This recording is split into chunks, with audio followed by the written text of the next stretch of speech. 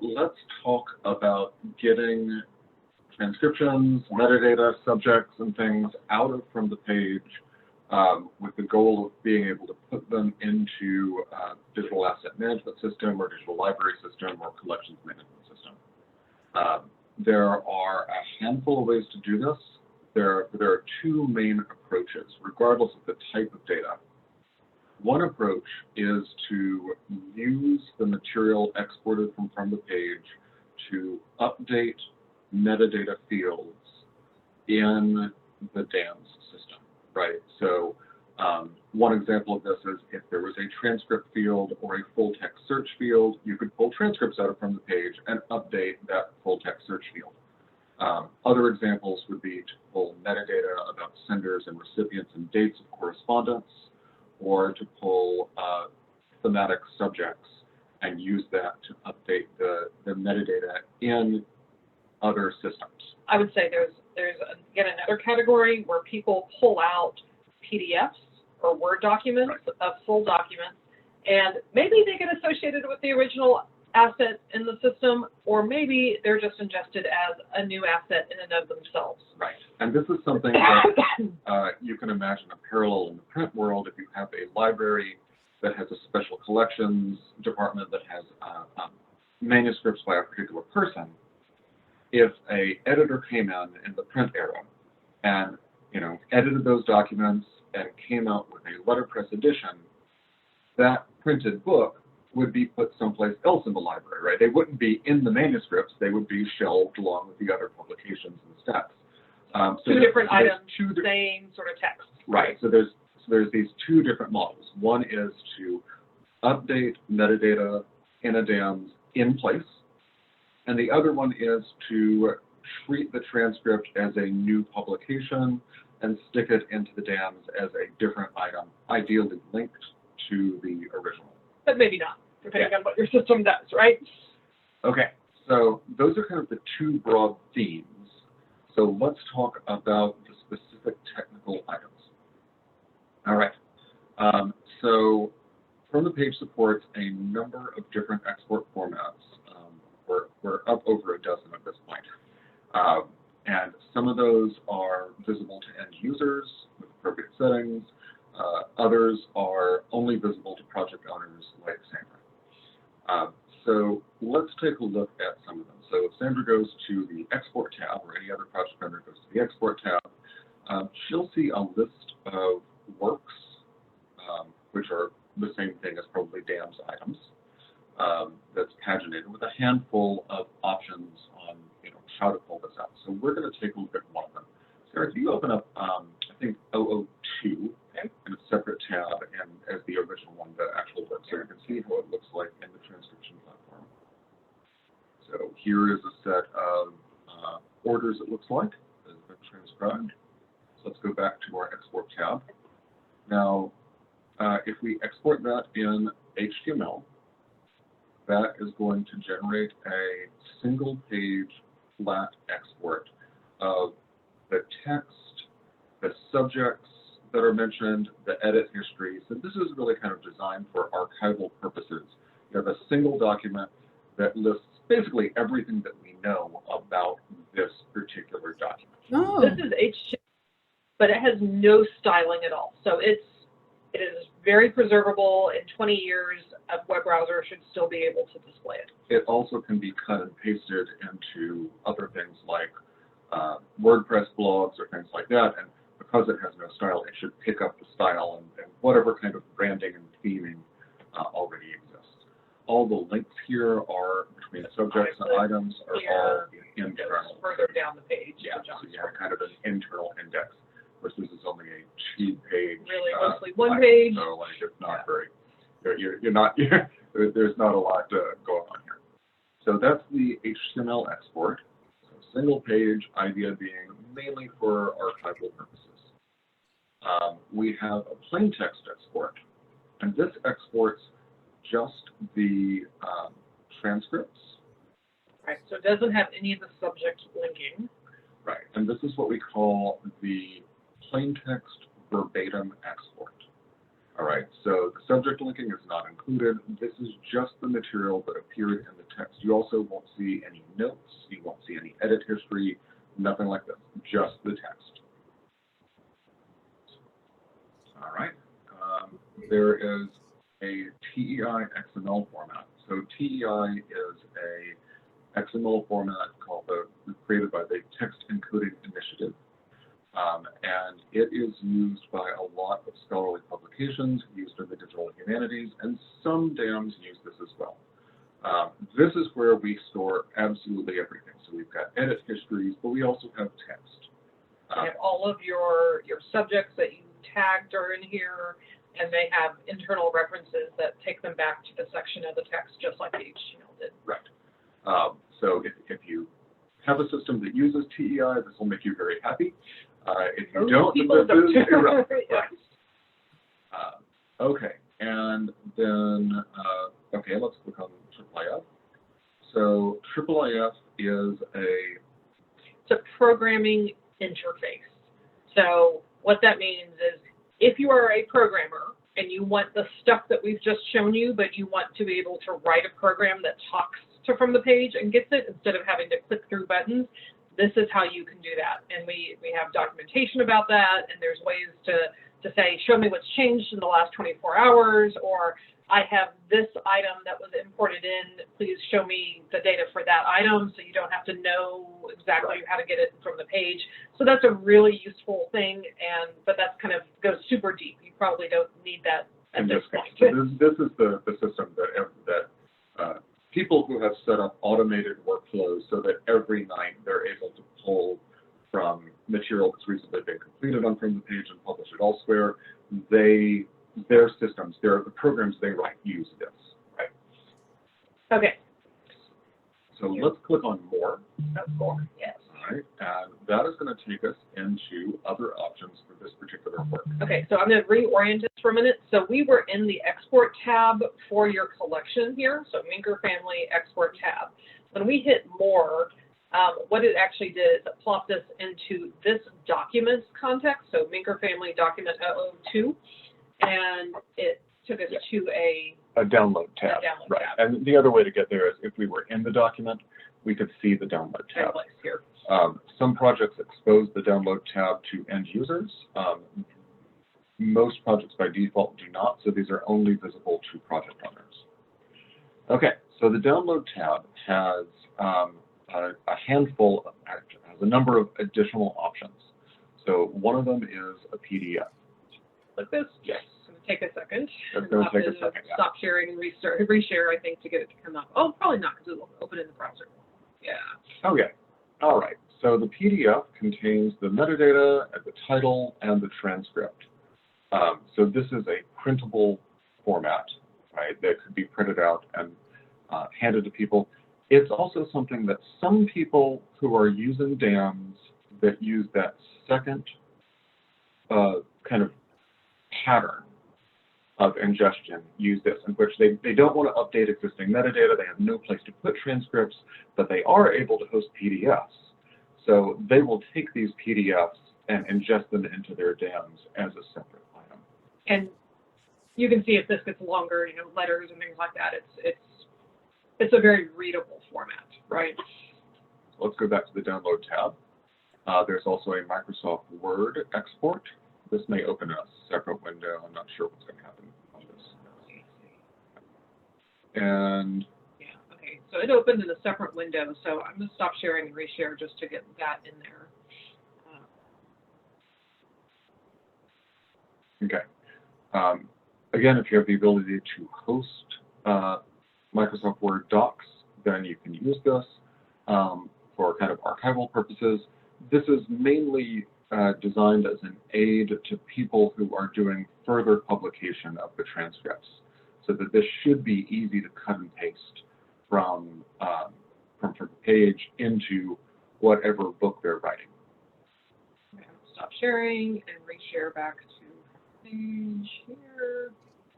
Okay. So again, this is designed, we're doing this as a comprehensive exploration of all of the options. I actually think we should show Sandra the experiments because they're super cool, and you might want to use them in some of your educational kind of use cases. I know you're working with a lot of students or the people at the Historical Society are. So I'm going to click Analyze on Voyant here. So what this does is it sends the text of this document. Oh, well, never mind. We'll have to look into what's going on. Oh, it's not public. It's not public. Okay. Okay. You know what? We should hide that if you can't actually click Right, that button. right, that's right. Okay. Same thing will happen. Probably. Here? No, I think it works.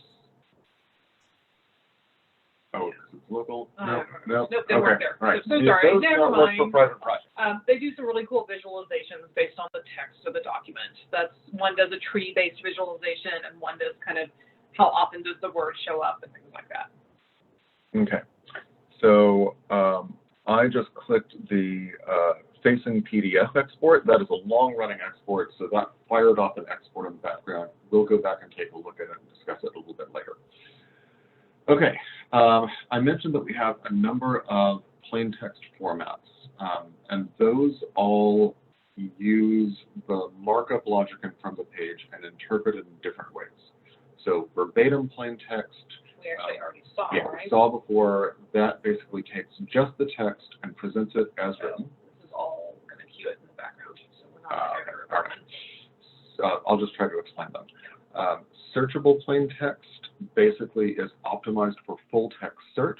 So if there are lines that end with a hyphen because a word has been continued, then we stitch those back together and put them on separate lines. So we try to support common patterns of full text search across line breaks. Can we do something with the subjects that are linked to? We do. So the subjects that are linked Like if you within standardize the names of the people who show up in your documents in the subjects. Right. What we do in that case to support people doing plain text search for them is that we actually append those canonical names underneath the verbatim text. So, you know, if you have Joe referenced within the text, but that's been expanded to Joseph Smith, the searchable plain text will have a line with the text that mentions Joe, and then there'll be, you know, at the very, very bottom of the document, there'll be Joseph Smith, so that a plain text search will find Joseph Smith. Expanded plain text is used for analysis. That's one in which a reference to Joe would actually be replaced with Joseph Smith. Because you want every instance of Joseph Smith to look exactly the same, so you can do analysis on it. That's pretty advanced. It's a very digital humanities task. HTML we already discussed, and then table and field CSVs. These are primarily useful for field-based or spreadsheet-based projects in which you want to abstract the data as a spreadsheet. And this is, you know, we see these with store ledgers or voter registration rolls or census forms, right, primarily. This is a collection of correspondence, so there's probably not anything in there that would have this. Yeah. Okay, I'm going to go back to the Export tab. And so we did all of kind of this table of works, but we're going to go look at this export. Oh, no, we're going to scroll down. We're going to look at something else first. Yeah, okay. So everything we've talked about so far is about exporting a single item, right? We were just talking about exporting document 002, but there are also things that you can export that are for the entire project, right? Okay. So one of those, yes, so one of those is to export an entire index. So every time Joseph Smith showed up or Joe or something like that, we want a reference to that. So Sarah's going to export it. I'm going to have to pull it up into Sheets to get it to show up here easily. Is there a way to upload?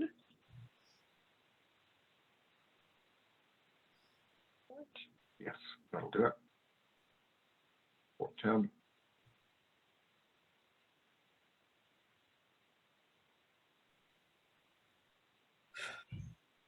There we go. Okay, so remember we have you know, a person who has been mentioned several times within the text. So this is the subject. So this basically has a row for every single reference made to people. So the subject here, Miami Basic Training Center. and this showed up Let's in do a a name. It's a transcription. little bit clearer with a name. Wow. Like, here's a name, Myron. Yes, okay, So you Myron Maper. ran into the name Myron Maper, L Maper. You linked it to Myron Maper, Myron L. Then we'll tell you things like which page does it show up on? Right, Which work is it in? That's number 2 here. right. If you had imported the work with an identifier or set one, so this is kind of to correlate it back to a DAMS, that would be in this column. And then we tell you kind of which page it's on, the title of the page. There's sections which you're not using in this project. And then there's categories which you are using, so which category is of subjects. So this is the Dickinson boys. And then we will give you a link to where you've kind of written the article or have all the other references to Myron Maper. So that's useful if you want every single place that someone is mentioned, like this, right? Right. We originally designed this for a museum, a natural history museum that had all of these specimens of different birds and things that had been collected by naturalists 100 years ago. And they were working with the collector's field notes, and they wanted to be able to link the mentions within the text of them, collecting a sparrow to the actual sparrow in the museum.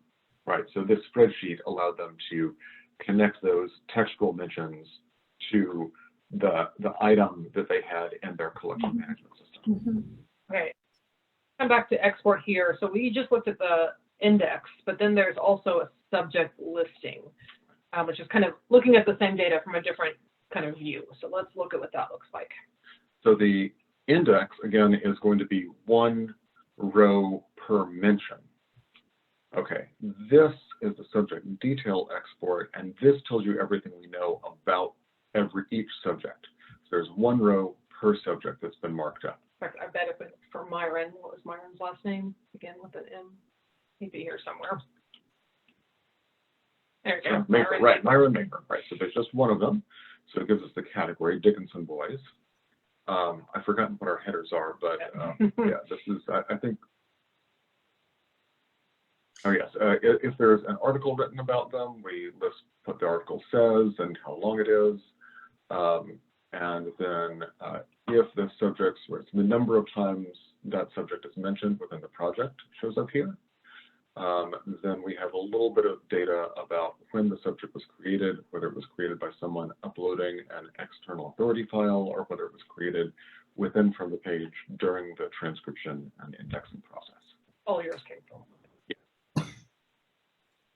Okay, so that's kind of the canonical listing of subjects. And then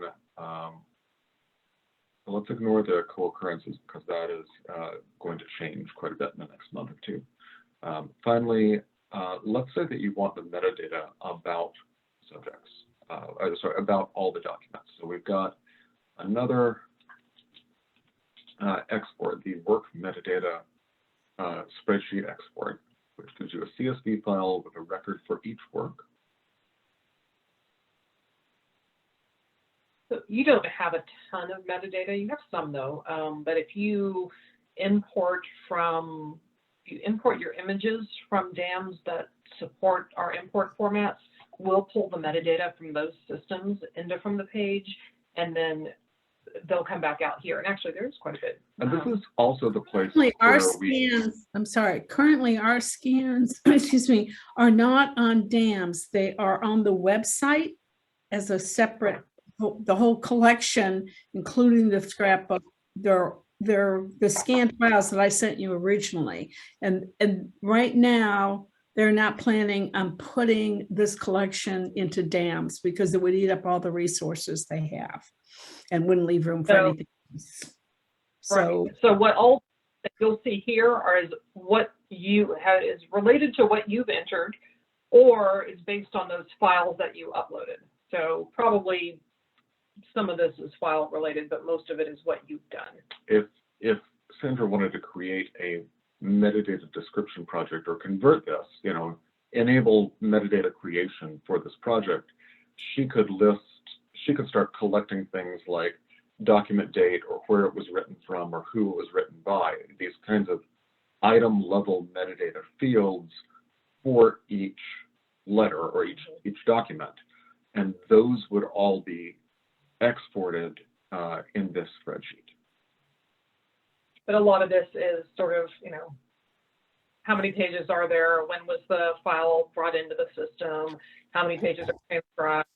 There's not a lot of metadata. There's not a lot of other stuff, right, that we know about these documents. But this is useful if you kind of want a list of all your documents and information about them, right? That's the point.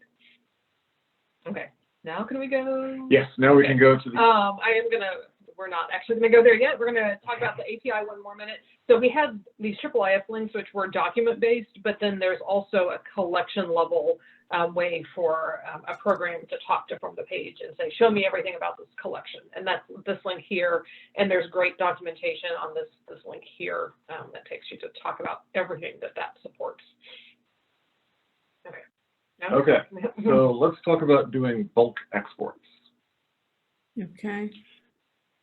So these are ways to export absolutely everything in a collection, right? So they're all going to come out as a zip file with. How many documents do you have, Sandra? A lot, right? 50 pages times 10, so it's like 500-ish. Pages? No, documents. Yeah, letters. Well, the collection had just shy of 700 letters. Right. And right. then a letter might have 1 page or 4 pages by your of in a scan view, which turns into, 3 pages could be 1 page. And no, you do it one-on-one. So there's anywhere from, on average, there's maybe 2 pages per letter on average. So there was 670 letters. And then an 80-page scrapbook. Right. So you can imagine that like downloading each of those 670 letters individually would be a pain. Yes. This approach, you download all of them at once. It just takes a while. Right. So it creates a zip file with a folder per letter. And then in that folder. And that matches our original scan when you say a folder per letter. So an item is not a page, the item is the whole letter. Right, the item is the whole letter. So there's a folder for the, and then whether the actual text is broken down per letter or per page, that's what all these options are. So we looked at the HTML export before, which gave you an HTML export with both pages in that letter together in the same file. This one. Right. Right. This is a 2-page letter. We see one file, all the stuff. There's not much on the second page, so it's not very interesting. But you could also say, I actually want 1 file per page. So give me HTML of just page 1 and a separate file for just page 2. And those would all be within that folder for that work. And it would do it for all 700 and some letters, right? So that's great if you create a bulk import or to correlate between the title, that's the folder name, and the pages that we'll name in numerical order. Then we have something similar for all the plain text formats. And this time you can either export 1 file per work that'll stitch all the transcripts together into one plain text file, or you can say, give me 1 file per page, which will create separate files within that folder for each one of the plain text. And then pretty much every other export format that we showed you, many of them we do at a work level. So TEI XML, you can just get a TEI file for every document. The text PDF, same thing. The Word document, one per letter. The Facing Edition PDF, we're going to show you that because I think it's probably done. But again, 1 per letter. And then these spreadsheets that we showed you and talked about, those come out as 1 per collection, right? 1 file per collection. The last item here is interesting. I'm not sure how applicable it is in this case, but it would be really interesting. So this generate a static website from a project that stands on its own. So here's an example. We had a FromThePage project, and we said, generate a static website, and then we stuck that website online. So here's the results. So this really just starts with the description, but we have an index into the works, and we can click on a work and read it. We have an index into the subjects that are mentioned. So that looks the most promising for the kind of things we're thinking about for the public. I think we've got two issues here. One is what you might want if your collection is going to be more public facing versus what the archivist curators and DAMS people want, which is not necessarily of interest to the public, right? Yeah, this is a little more public design. So this is a way of peeking into, it's kind of the same experience that you have with the FromThePage project, where you can click on a horse and you see all the pages that mention the horse. Only it doesn't depend on, like, we could shut FromThePage.com down and this would still run because it's totally independent. Now, it takes a little bit of tech know-how to make this work. This will give you what's a directory that you can do stuff with, but in order to push it to something like this, you've got to know a little bit.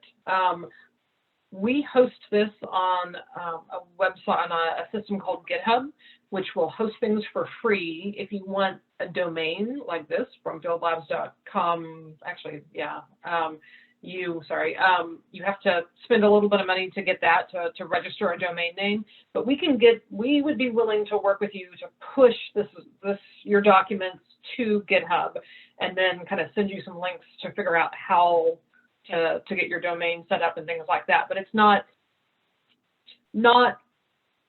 terribly hard. We could do it in an hour together, but it's not something for the faint of heart, because it's not an easy process. It is quick to do once you learn how to do it. You know what that is. Like many things, they're quick to do once you know how. Yeah, Yes. and they're built for developers. So, so it's a great resource. There's a lot of other ways you can host this type of material, but that's the one that we know and use. So, but that's kind of exciting, because then you can get, and the thing about this is a pretty plain website, but once it's there, you can, we could add style. Hire people to style it to make it look just the way you want it to look and stuff. But okay, so I wanted to go back. So we had clicked when we were in this download tab for this document. We had clicked this export for facing PDF, and I actually think we've done verbatim plain text, which we're not as interested in. But that actually, those are more time-consuming processes, so they launch in the background. So this one, the first one. Why don't you go to Sandra's dashboard and here, dashboard, really? Yeah, and then click on exports there, because that'll tell us what was actually exported. Very clever. Okay, so we've got the verbatim plain text, which we click by accident, and we have the Facing Edition PDF. So let's download the Facing Edition PDF. Give it a second or two, and then open it. Oh, it's a zip file? Oh, it's a zip file.